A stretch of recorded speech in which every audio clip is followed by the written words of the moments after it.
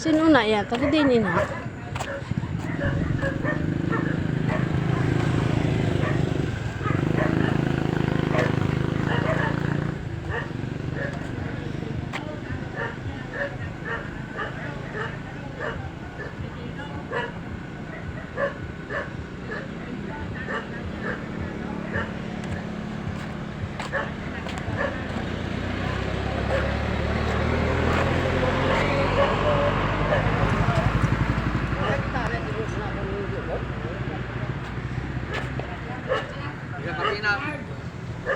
Upod nga lang doon, galing sinanggit ang upod niya man. Itong sa motor, nakakuha sila pa dyan.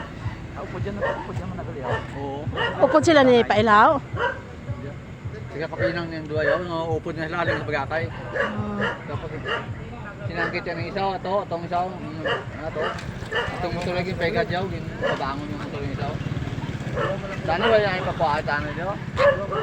Oo. Dali sinanggit ako ng isa nyo, kasi na kayo siguro. Ate ama mo gidi.